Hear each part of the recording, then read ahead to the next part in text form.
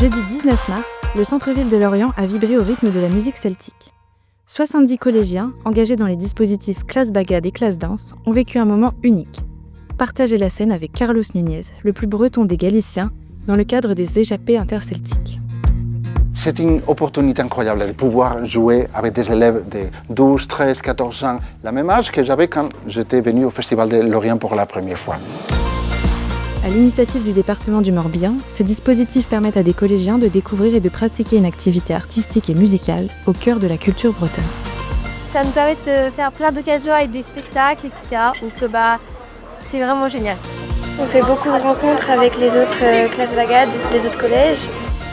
L'année précédente, plus de 300 élèves issus de 9 collèges morbihanais ont déjà participé à cette aventure collective.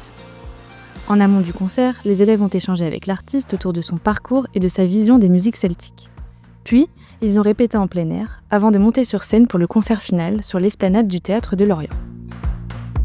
Le conseil départemental porte ce projet avec l'Éducation nationale pour permettre à des jeunes de découvrir ces pratiques qui sont des pratiques importantes parce qu'elles témoignent de notre histoire.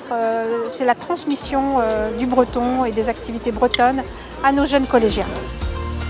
Pour prolonger l'expérience, la soirée s'est poursuivie au Palais des Congrès de Lorient, où ils ont assisté au concert de Carlos Nunez. Partenaire historique du Festival interceltique de Lorient, le département y consacre chaque année un soutien financier de 200 000 €.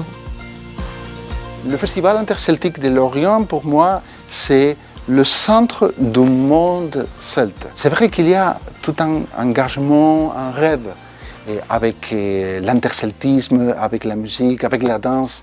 Une fois qu'on vient dans un festival comme le Festival de Lorient, ou quand on joue dans un bagad, ou dans un cercle celtique, on sait qu'on est parti, on fait partie d'un projet commun, d'un rêve commun, d'une mission.